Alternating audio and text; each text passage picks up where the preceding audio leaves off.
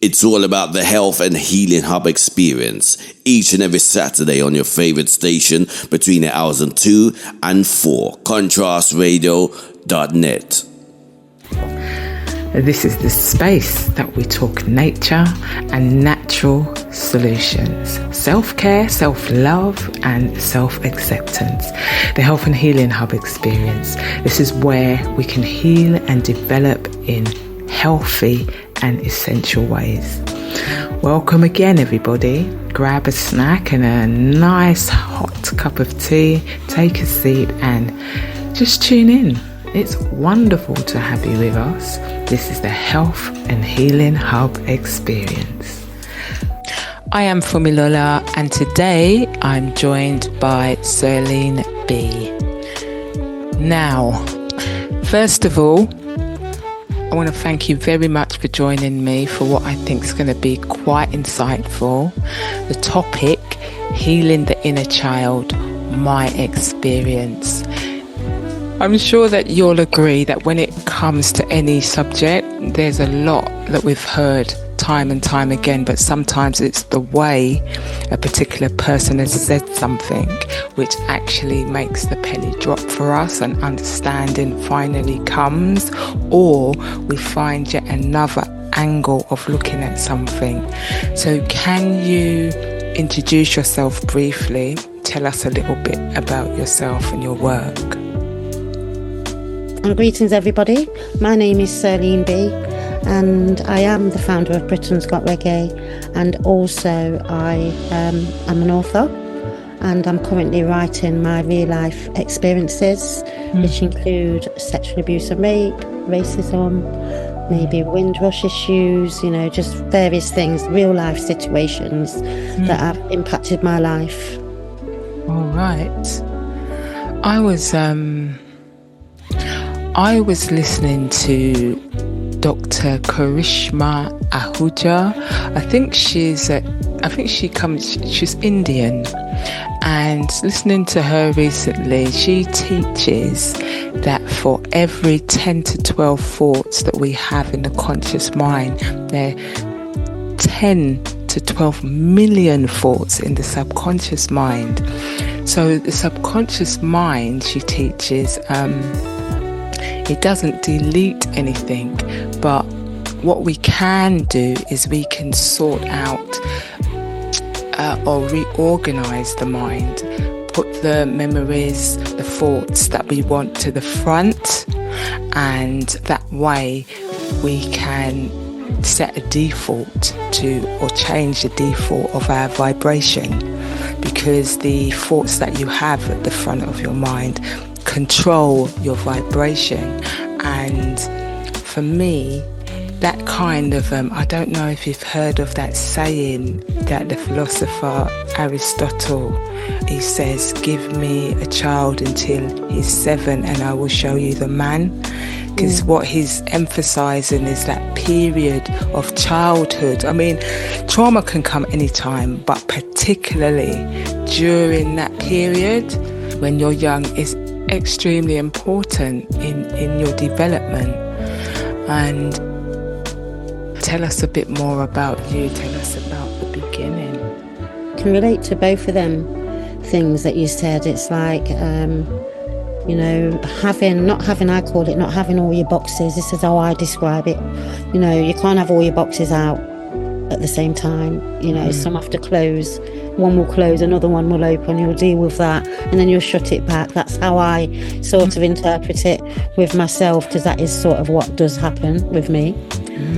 And the other one, yes, definitely, the children from the ages 1 to 7, they are the very most important time for a youth. That's the times when schools have them, so it molds them into the person that they are, and it's your outlook on life. Yes. But, it's giving you that outlook on life, and, you're searching and looking what life's about. So them first years are like you're getting introduced to life, and you're noticing and looking at different things and different experiences. So yes, it's really important them younger years. And with my younger years, up to age of 7, I think everything was fine. But then when I turned 9, my mum brought a man into the home as her boyfriend, and he started sort of troubling me. Obviously, as a child, you don't know how to process that. You don't want to talk to nobody. You're scared, don't understand it. I can remember thinking only white people did that kind of thing. You saw them things on TV. So that was my sort of thought on that. So I was absolutely shocked that this father figure of a man actually did that to me. And yes, it turns your world upside down. You pretend to be happy, you pretend to be okay when you're not. I remember sometimes he'd try to trouble me, and when I say try, I always fought him off. Wow. And he didn't actually get to penetrate me, but he sort of tried and forced himself upon me and rubbed himself up upon me with his, excitement, I'll say. And I used to just fight him off silently without screaming. And yeah, that sort of thing, it changes your whole outlook on life, your relationships. You look at all men, you start beginning to look at men like that. I wonder if they're like that. Remember he had a photo of his son and daughter on his dressing table, and I used to look at that little girl, and I swear blind he did it to her too, because I never used to see her. I never met his children, and I used to wonder why. I'm thinking maybe he can't see them. So yes, my young age is like from say 9 upwards. Yeah, it was very traumatic, and having to deal with that and try to get on with life and get on with school and progress with things you want to do as well. It's not easy. And then when I knew I was going to be left in the house alone with him, I'd run off. I'd run to my dad's girlfriend's, and where she's got 2 of my siblings, and that was my safe house. She didn't know that. No one knew I was going there. So I was seen as this bad child. People think I was on the streets, sleeping around, and that was not the case. I was probably tucked up in bed by 9 o'clock, you know what I'm saying? Because that's where I ran to. That was just my safe space. It wasn't that I wanted to be on the streets. I just wanted to be safe. I didn't want to be in the house alone with this man. So yes, you get the blame, as a naughty child, as opposed to people really sitting you down and finding out if there's anything wrong, yes, or if there's something bothering you, or recognising a change in you. Yes. Because all of a sudden I was rude to him.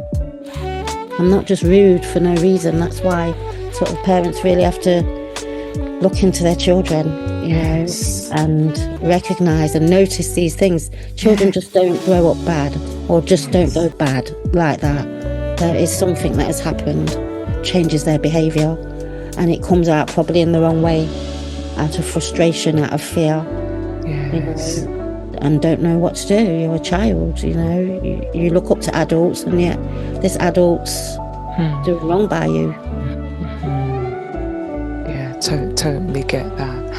I think with myself, what used to happen in the 60s, a lot of African families came over from Africa to the UK because they felt that they could give their families a better life. So mum and dad came over and they lived here and had family here. They had family over, had 2 sisters and a brother in Nigeria, and then I was born here, and the rest of my siblings were born here. Now, they were holding down 2-3 jobs, studying and all that kind of stuff. So basically we lived with other families, and these were European families, and normally outside London. And so at the end of the day, they don't come and take you home. You actually live with these families, and your parents come and see you on weekend. So it was like that. So for me, between the age of about 2 and 5, we were with these families.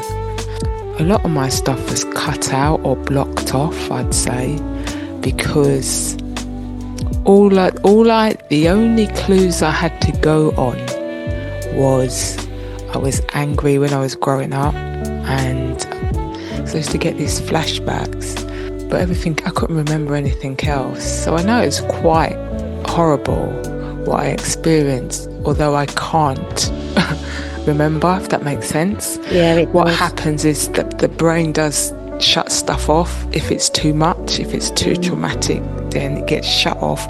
You get flashbacks at times when you're more able to deal with what's happened. So that's what happened for me. And then with my dad telling me what he told me, this was when I was in my 30s. So all that time growing up and then seeing these patterns in relationships and stuff, I had to join the dots. That's how I found out what happened to me. Spirit just one day said, go and Google signs of adult trauma. So I did.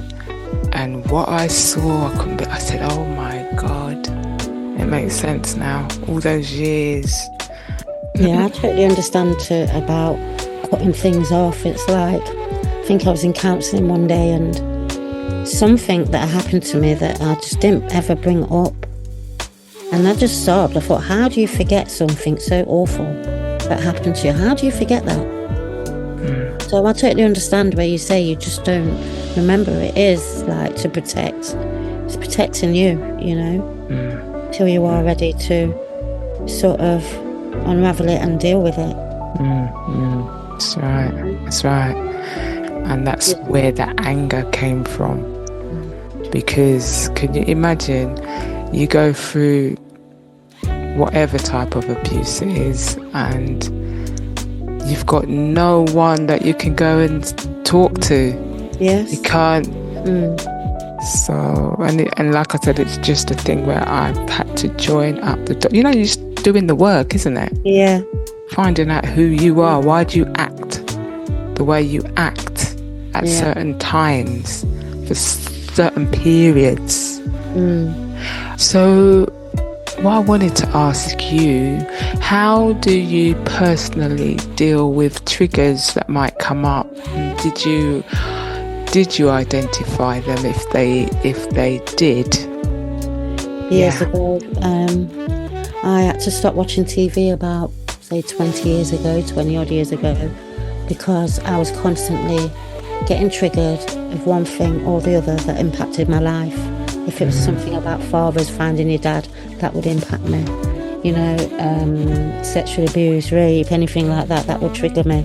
So I just stopped watching TV because it would change my whole mood. It was making me depressed. You know, they don't really show you happy things, do they? So I stopped watching TV because I realised that was a big trigger. I'd wake up fine, then I'd watch Jeremy Kyle, it might be, or something like that, and it brings up a subject, and it will change my whole mood for the day. So I've just stopped watching TV, and also people. Be mindful of who you have in your company. Yeah. Not everyone, is supposed to be around you, and they used to trigger me. Some people, so I'm very mindful of who I allow in my space. Yeah, I get that. And it's like one time over a period of 2 weeks, everyone was telling me about my energy, my good energy, this energy, but it was like the amount of people that told me, it's like I was getting a message. That's the only way I could take it. It's a message to protect your energy. That's the only thing it could be, because everyone and its dog was telling me over this short period of time to, my energy. And it's like I've got the message, a download, like say, protect your energy, girl. Because not everyone, the feeling was mutual. Yes. Yeah, I get that. And I get that. My friends have been my friends for absolute years, and they know not to ring my phone with gossip or nothing. I just like to be positive and creative. So don't ring me and telling me about somebody else or any gossip. I'm just not interested. I'm just about creating and, progressing and working on the things I do. Everything I do, I really love what I do. Everything I do. So You know, every day I get up, it's not a chore. I'm not unhappy. I'm excited to work on my book, to work on Britain's Got Reggae, to work on sexual abuse. Whatever I do, it's everything I love. So I think that's really important, to get up and do something that you enjoy. Amazing. Yeah, I can relate to that. Sometimes when I'm in my work, it's a bit of a joke though, because I remember one time I had been working on something literally all day. It must have been about 10:30 at night. I heard my inner child saying, it's actually shouted, "I'm hungry." That's how I heard it. You love it so much, you're not aware of the time, you know, and hours have gone. Is that the time? Now it's turned to day. Exactly. I had to stop. No, I heard her loud and clear. I had to stop. Although, you know, 10:30 is a bit late to be eating really at night, but I said, no, so let me just stop and get this girl some food. She sounded like when I was about 2, between those ages, 2 and 5. I'm hungry. Yeah, that's right. You know, I don't know if you heard that the conscious mind or the subconscious mind and the inner child is the same thing. It's actually the same thing. And with the subconscious mind, it doesn't actually delete anything. It doesn't delete anything. And that means that there's no version of us that really disappears. We're adults, but we still have our inner child in us. And what we are is we are added to. We're just added to all those other examples of us are still there or part of us. So you know, with your inner child, would you say sad child, confused teenager, hungry infant, what versions of your inner child have you experienced, and what have you done to help them heal? Oh, I think I've experienced everything. Yeah. Because I left home at 12. Wow. The day I left home, the same man, he whipped me with wires and tearing off my underwear. And so when I went into school, my dance teacher saw me and I had all wails. I was crying because my body felt like it was on fire. And I walked into school sobbing, and you can see I've got my ankle socks on and my skirt, and you can just see I'm fair, so you can see the wails from the wire. He was an electrician, and he just got the three wire rolls of wire and cut it off, and then he whipped me. Wow. Yeah, so I didn't go back home from that day. Social services got involved, and I did not go back home. So I went through the care system. Yeah. They tried to foster me. They fostered me with a white family. They've got 2 young kids, about 4 and 6. They're calling me black this and black that. Catch a black fish in the net. And yeah, so, you know, everywhere I turned, and, you know, going with this family, it was just a culture shock. Going into care, it was just a culture shock. Yeah. Because everything was different. The way it smelt, the food, the people, everything was just strange to me, and I didn't deal with it properly. So that's when I started running away from the children's home, and I just didn't want to be there. I didn't want to be seen with them. They used to do these trips. I never used to want to go with them. Just give me the money instead. You know, yeah, it was very difficult. And, you know, the racism, you know, these people, they say they foster you. You don't feel like they care for you. It's, you know, it's just for the money. Yes. You know, there's market traders. I used to just get up in the morning, go out and go back when it's time to sleep, because first day the kids are calling me black this and black that. I'm looking at the parents because they're too young, you know. Yeah. So I blame the parents for that. So why am I going to be in your house pretending that everything's okay, sit down and have dinner with it? I never wanted to eat their food or nothing, you know. I just used to go in late, and they just gave me bad feedback to the social services. Yes, because I didn't want to be there. I didn't want to be in your house. I didn't want to be part of your family. It's too strange. It was just too strange for me, you know. It's I'm just thinking about the difference there, where I was in that system when I was younger and you were in that system when you were older. So you remember, obviously, you remember a lot more. Whereas I've got snippets. Yeah, it was young. Yeah, more like kind of flashbacky things. It's the only way I can really describe them. But it's still like today. They separate the parents from the children. Yeah. Whether you're sending the children to school and the parents are going to work, so you've got very little time to nurture, to spend that time, to notice, you know, you just like COVID showed that how much families didn't get on and how much trouble was going on in the home because people weren't used to being around each other all day or for so long. You know, so That's right. Because I used to ask myself, I know without a doubt, Mum and Dad loved us. They did. Yeah, of course. They did, because Dad had his own problems, though. He did have some problems with life. And, you know, he used to start acting like a soldier and we were scared of him. That's another issue. But looking deeply at everything, we knew that there was a love there.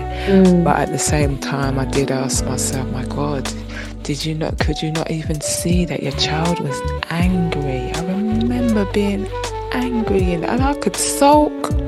I would win the prize for sulking. I would win the medal. Right up until my big relationships, you know. I could sulk. I knew that I had to do the work, especially when I said I Googled signs of abuse in adult children or something like that. I Googled, and what came up, I said, oh my God, I knew that I had to do the work now. I've always wanted someone to be there, like a partner. I've always wanted that. Yeah, it's always been number one. But you know, doing the work, I am 100% happy being with me. Same here. I'm loving it. Same here. I don't want to take my time, my space. That's how I feel. Seriously. I was having this conversation with some of my friends. I said, you know what? I almost don't even want a man because I'm just happy doing me and happy. Yeah. I don't want to spoil it and make time for him to come and do this and do yeah. You know, I just feel like, it's like I am making progress. I've been through so much, and you know, I give thanks to the Most High for the tenacity and the strength to still continue, still have passion, still have love. You know, so I'm just grateful that it hasn't made me into a bitter, horrible person. And that I have actually come to the place where I am today, because I never thought, it was been a long road for me, and I never thought I'd find the day where I can talk about it without crying. You know, say that. At first I could not talk about it for years. I just couldn't talk, and when I did, it was just through floods of tears, and then I couldn't cry for years. And then most recently, a couple of years ago, I cried for them years I didn't cry, and then I felt the healing and much better then. So sounds different stages. You go through different stages. I think it's going to be different for everybody, but like, you know, I've gone through a different journey. I can see my timeline and how I've gone through and doing the different things, what I do to help me. People used to call it, it's avoidance. No, not all the time. I think a lot of people that have been through a lot of trauma, they're very creative. And that's where they find their peace. And, you know, with myself, I've found like skills in my older age. I'm 53 now, so I'm writing poetry. I've never wrote a poem in my life. Wow. You know, and people are telling me how great and fantastic they are. Wow. You know, so Yes. yeah, it was truly spiritual. You know, that was that journey there to writing. I always knew I was going to write my story because they're just, some of the things I went through was quite extraordinary. So my friends, when we was in our teenagers, said, you need to write your book. You need to write about it. You know, you need to. So I always said, yes, one day I will. So when I got to 50, I thought, yes, I'm going to, everyone's dropping down. So I thought I need to start writing. I don't want to go to my grave with it. So yeah, that's why it's important now. And to speak, to speak out about your traumas. I think holding it back. It actually, some research I saw, it was over a couple of years with 2,000 families, and it said that it was with married couples, and that's not because they're married, it's the same sort of thing. So there was married couples, and those couples that spoke out, the women that spoke out or the men that spoke out about what they didn't like and whatever, lived longer than those that didn't say anything. So, you know, like I've done a couple of presentations, so it was great to see this research afterwards, because in my presentation prior to seeing that, it's about being authentic, and being and authenticity is, you know, really important. Just being yourself when you are speaking out. You know, you always look at other people and compare to others, and, you know, you don't think you're always good, but, you know, it doesn't matter if you make mistakes and whatever, people are going to feel your authenticity and your authentic self, you know, so there's nothing really to worry about when it does, you know, just speak. Like, I'm on this interview, I probably made so many talking mistakes, but people probably won't notice because, you know, it's authentic. What I'm saying, it's not made up, I'm not reading from something, it's coming directly from me, from my heart, from my passion, from my experiences. So yes, I get that. It seems reminds me, when you were talking of Maya Angelou, her experience. She wrote, and she was raped when she was was she 5 or so? But anyway, they caught the person that did it. He was locked up, he was put in prison. When he did his time and he got out, he was murdered. He was murdered for what he did. And when Maya heard of the murder, she felt that it was her fault that he was killed. And her response was just not to talk. She didn't talk for 5 years. But that she was lucky because she had a teacher that took interest in her at school, because she could see that she could write. She could see potential in her. And then she managed to get her to start talking. And she said when she decided to start talking, she found that she had so much to say. Because talking heals. It does, it certainly does. And can I give you an example? My cousin, she moved to Birmingham, and she's got a boy, and I spend a lot of time with them and the children and watching them grow. And one of them, she said, Cyrlene, the teachers are concerned about Ramar's not speaking at school and whatever. I said, so what do you think? I said, he talks at home. I said, don't worry or make an issue out of this or make them feel. I said, he probably just don't want to talk to them. I said, stop making them mix your mind. I said, he'll talk when he's ready. He talks at home, he talks to everyone, he's fine. I can see there's nothing wrong with him. So he doesn't want to speak at school. I said, he'll do it when he's ready. Now, he's a YouTuber, he's a million, he's a, this boy that they thought was an issue is not talking. He's talking for England, he's got his million thing for YouTube, and I'm saying, on all the social platforms. So they make out issues when there's no issues, because they just don't understand the children. They just don't understand how they are. They just don't want to talk to you. And rightly so. Probably rightly so. You're sending me to this strange place with these strange people trying to, twist my mind and try to, stop my natural God-given skills come out and want me to grow up and work for somebody else. So I think that's what they do at school. I believe in homeschooling. I think they just change so much of a child at 1 to 7. They get them from them ages. They want them from them ages to get them used to yes sir, no sir, doing the register, calling the name. It's teaching them to obey, really. That's how I see it. And it prevents their natural God-given gifts come out, because they're sort of just training them to be a particular way. Yeah. And force riping their minds to say they can be either this or that, when they can be anything. When you get older, you really see the system for what it is. You're talking about Maya Angelou, and I said I wrote some poems. Do you want me to read one? I sort of know this one. This is the only one I've sort of revised. Yeah. So make sure I don't get it wrong. So it's called Brave Woman, and I was inspired by this. I went to a protest where women were speaking about their traumas, and I recorded some of them. A few days later, I was uploading a couple of these videos, and these poems were just coming into my head.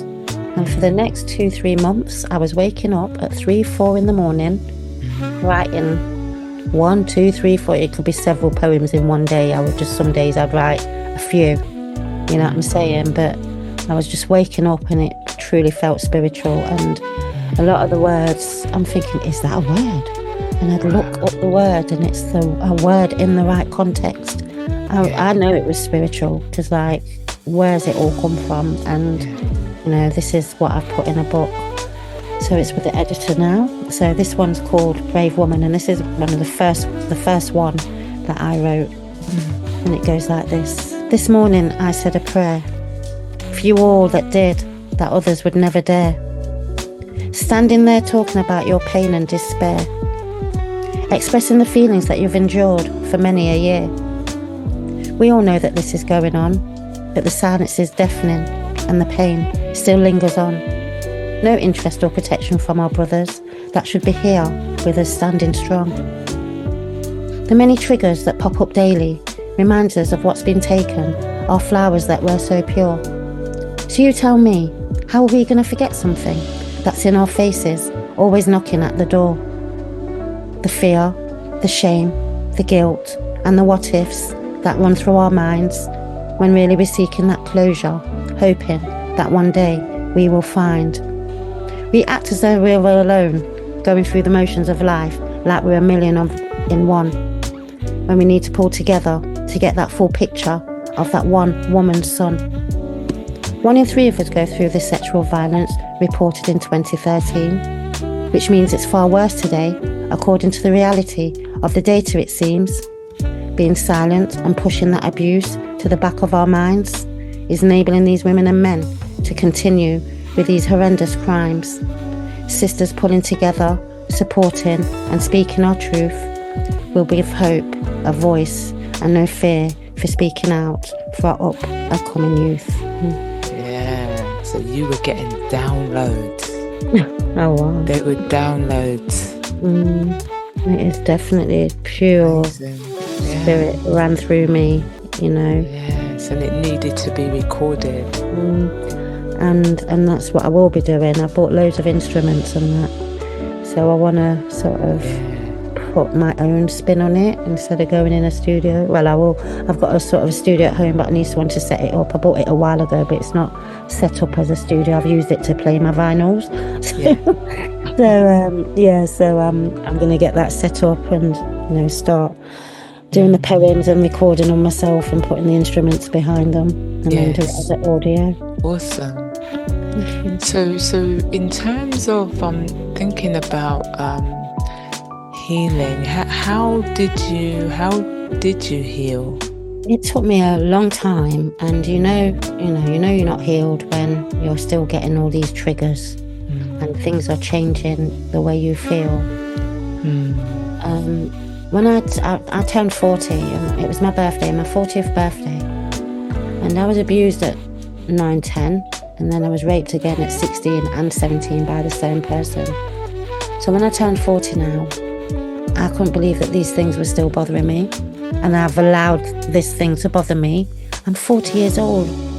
It's 30 odd years I've been suffering like this, you know. So from that day, I just said out loud, sat on my bed, no more. You're not having no more of my life. I'm taking back my life. And thank God, like, since that day I said that, the issues haven't bothered me like they did. You know? Yeah. And then for them 10 years, it's like, you know, because like before I thought I healed, and then 5 years would go by, I think, yeah, I'm better now, then I'll have a big breakdown and it will just come back, you know. So this year 10 years had gone past, and I thought, well, I must have been, things have got much better because I've not had whatever, but I didn't cry. But I started writing. That's what it was. I went onto LinkedIn and I said, I've always said I was going to write a book. I don't know where to start. Several people reached out to me, but the first person was a gentleman called Adrian. He's a black publisher, and he just made it sound so simple, where, you know, you think writing a book is going to be too costly. It's, you know, I don't know where to start. I didn't finish school. Can I even write? You know, all these things were coming in my mind, and he just, you know, I just stuck with him. I like the fact that it was a black man, because I don't know no black publishers, so that just won it over for me. So it was the first one, and I just stuck with him, and just thanks to everyone else. And in 2021, 2021, I think, I was asked to do a collaboration on a book with other authors. So it's another 6 authors. Some seasoned, and I think there was 2 or 3 of us that were brand new. So everyone wrote different things, and I wrote my introductory chapter as an author, touching on my childhood and how I grew up, the racism and all these, with a view of, you know, to telling everyone I'm not just writing one book, I'm writing several books with different issues, different things that I've been through. You know, it's not just one book. So with that, writing that chapter there, it brought me a tremendous healing. I ain't gonna lie, I had a big fall because I had a sort of a breakdown, and I cried and I cried and I cried. For them 10 years I didn't cry. It's like I cried, made up for them 10 years, but that cry there was the healing. That deep cry, that was the healing. I had a bit of a blowout, but that was the healing there, and I know it is. And then again, last year, I spoke out and called out my first abuser, my mum's partner at the time. And again, it's just a tremendous healing. And I've done it so boldly because I want to sort of encourage and inspire other men, women, children, boys and girls to know what's happening to them isn't right. And if we're silent, these people are just able to carry on because no one's going to challenge them. If we start speaking and we keep speaking and speaking out, and, you know, I inspire you and you inspire others to speak, then these people aren't going to feel comfortable doing what they're doing. So I think it's time for us to break this generational curse, because that's what it is, because it's gone from our generations right down, you know, and it's in our culture sort of to be quiet about it, not to speak, or, you know, not to go near it. They sort of blame you, you know what I mean? You know, you shouldn't go near him, and, you know, you can't bring great disgrace on the family and speak about it. No, we need to speak, and the time is now.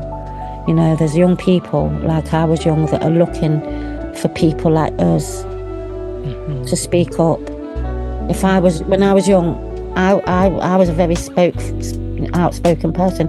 If I saw someone talking and talked about it and touched on it, I would definitely would have gone and said something. But because no one's speaking about it, that's what silences you, because nobody else is speaking about it. But yet, having 2 people next to you are going through it as well, and you don't know.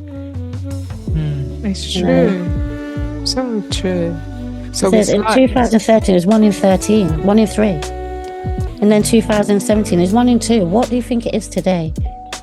You don't have to look far for a survivor, and you don't have to look far for a rapist or a paedophile. So true. And we're all, like in that poem, we're all going on like we're alone, going through the motions of life like we're a million in one. When we're all going through it. Yeah. And then when you talk, you find, my God, this happened to someone, or something similar has happened to the person you've just disclosed to. Yes. So for you. And when I did speak out, I done a little video on my Facebook. I thought long and hard exactly how I was going to speak out. I knew I was going to go on Afra's program, but before I was going on her program, I was doing my own video. I was going to put it on my own Facebook page and promote it that I was going on Afra's page. This is how my thought process before I done it. Like, Afra's program's going for 4 years, and I've been planning to do this from the start. When I saw what she was doing, I was absolutely amazed, because it's so needed, and she's so brave. And I've lost my train of thought now. But I think it's just so important that we speak out now and turn it back round on its head. And it's not for us to be frightened or ashamed or guilty of nothing. It's for them. It's that's their problem, not ours.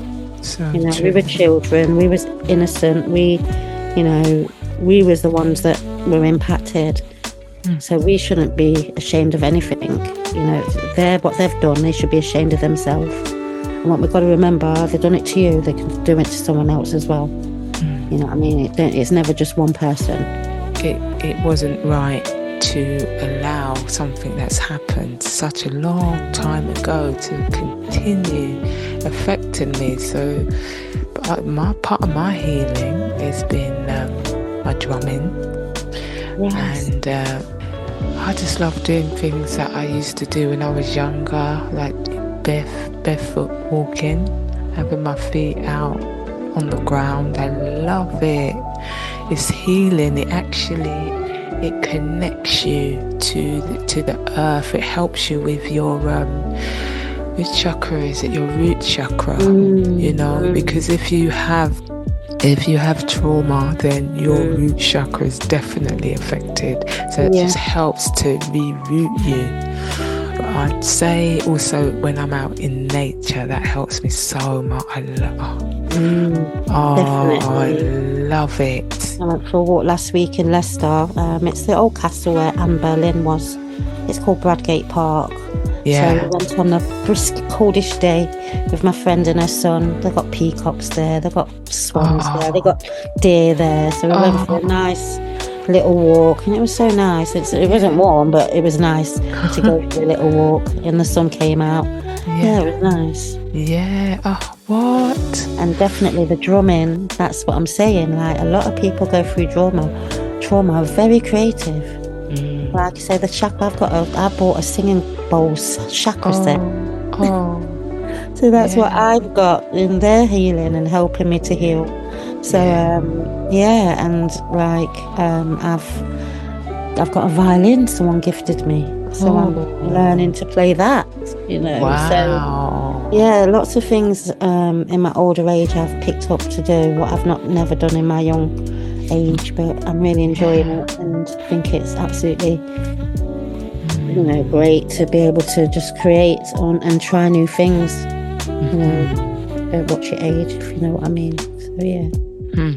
So how do you know that you're actually healing?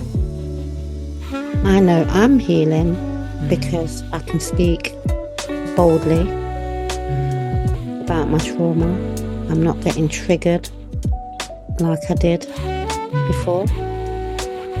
And ultimately I'm able to speak. I'm able to speak to you today. And I've seen my journey, and like I said at first, I couldn't talk about it for years. I couldn't talk, and then when I could, it was through floods and floods of tears. Just sobbing. So it is a journey. And what I've learned to do is, like, because even though you go through all that, you've got other little issues. It might be something completely different, not so big, but all these things together, they impact you as a person. So I've learned to, like, when an issue comes, acknowledge it, look at it, say hello to it, and just dash it where. That's what I do, you know what I'm saying? Just acknowledge it, so you know it's there. But, you know, I'm saying sort of, I'm not going to make it impact my day, you know. So I've learned sort of to not worry, not to worry about stuff. And that comes from childhood as well. Like, you used to worry you're going to get beat, and the time you're worrying, you're going to get beat. You're not getting the beat, and it's a time when you're not worrying, you're going to get the beat. What's the point in worrying? Because what happens going to happen, isn't it? So that's where it comes from. And I've seen so many different things, and like I run events, and I can remember one time I lost a venue in London when I just got it to London, and my dream was to be in Camden, and I lost this venue, and I sobbed. I was so upset. But then I learned I had to lose that venue to get to my dream. So there's so many different examples that I look at and twist it round on its head, where I see there's no point in worrying, you know what I mean? And so it's just about trusting the process. Wow. Trust the process. Love that. I love it. Yeah, just trust the process, and what happens, everything is happening when it should happen. So, yeah, you know, people have said, you know, I've heard feedback when I spoke out, why is she talking now after all these years? And you know, it upset me when I heard that. But I just wrote a poem. I wrote a poem straight away. Like, when I got told that, I got upset. But before I got upset, I thought, let me just write this poem. And I wrote the poem, and I think they're the poems that come out good when you're upset, when you're putting a feeling into it, you know, when you know, because when I was really upset, you know, and I wrote poems for people that I know what people are, elders would, you know, elders, my mum's elders would probably have something to say about me saying all that. Can you imagine? Yeah, but at the end of the day, they wouldn't talk about it, and here's me talking about it. They, you know, because their mindset's different to ours. So I know all this. So I've got poems like, you know, don't judge me, you know. That's a constructive way to use energy, isn't it? At the end of the day, for us to be thinking and worrying about what someone else is thinking, I mean, it is a waste of energy, because people are going to think anyway. Even if we kept it all inside, you know, some people you can't please yourself. Exactly, and people are going to have something to say regardless. You know what I'm saying? Regardless, they're going to have something to say, whether it's negative or positive, you know. But my goal is to get people speaking about this subject. So whether it's negative or positive, it's helping me, you know. So yeah, I think it's important that we get the subject out. I think it's something that, you know, needs to be talked about. I have heard some people say that dragging it all up is like triggering yourself, you know. They're not ready for the healing. That's what it is, you know. They're, you know, I'm so, you know, I feel like I've shifted this dark cloud that has been hanging over my head for years. You know, I feel it. I feel like the weights, something shedded off me. Yes. You know, it's shed. Yes. Whatever's been on top of me, holding me down and stressing me out all these years, it's not there no more. That's a breakthrough, isn't it? Yeah. I think and part of that is by talking and pushing through that fear, pushing through all these barriers that we build up in our own minds. You know, it's our minds we build it up like we've done something wrong. So we need to just turn that round and know that the wrong's been done to us, so we've got nothing to be ashamed of. It's not the 70s and the 80s, you know, when they always put the blame on the women because the way she's dressed or whatever it may be. You know, we've got a different kettle of people today, and, you know, our generation second generation Windrush. We're not taking what the first did. So, yeah. So I think that's amazing. we're not taking that. We're not being quiet. We're not going to our grave. And that's the name of my book as well, my poem book. Don't go to your grave with it. Oh gosh, good name. Yeah. I changed the name a couple of times, but I just came up with that. That's what I say. Don't go to your grave with it. I thought I've got to write that. That's got to be the title of the book. Don't go to your grave with it. And it's not just about that. It's about, as a black woman, what we all may have experienced. About racism. That one. I've never spoke to my mum about what it's like, what she felt like when she came here and left in Barbados and came to the UK, after her mum left her there for 10 years. So I've written one called In Your Shoes. And I've just put myself in her shoes and seen what it must have been like for her. And I know that so many people will relate to that, because we know how many, our grandparents left their children in Jamaica, Barbados, Trinidad, wherever, the Caribbean, where it may be, and then they came to England to build up the England and think, and then they found a new family, then they'll send for the one from the Caribbean, like the home help sort of thing. But they're coming here and they've got this new whole family. And then these kids are looking at you, why are you talking like that? You're talking strange. All these different things that just came in my mind, like, apparently I'm supposed to be a good storyteller, and that's what makes a good poet. So obviously, like, I don't know till the book's out and I get some feedback. But it's all come from real life situations. Amazing.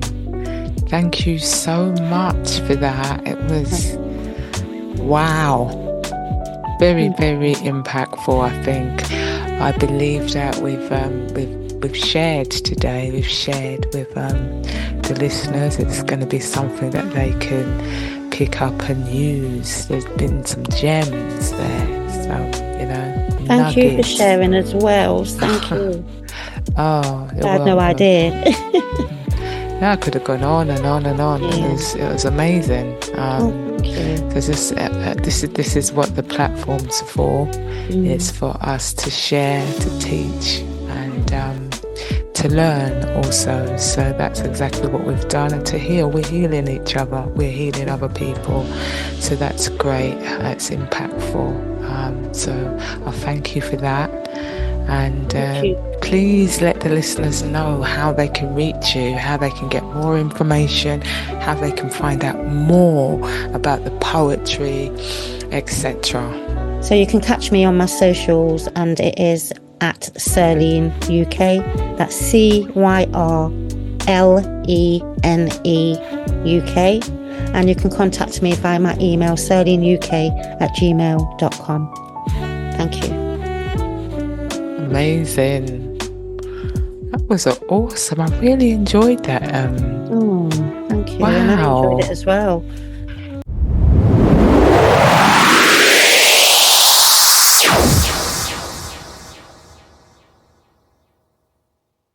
It's all about the Health and Healing Hub experience each and every Saturday on your favorite station between the hours of 2 and 4. ContrastRadio.net. Now, to the listeners, just another reminder, the information heard here is not intended to serve as medical advice and should not be used for the diagnosis or treatment of a health problem or disease. As I always say, investigate, do your own research when it comes to your health issues. So we're approaching the top of the hour now, when we're going to go into the advert break, and in the second half of the show we invite you to experience some of our mix and blend music selections. Give thanks.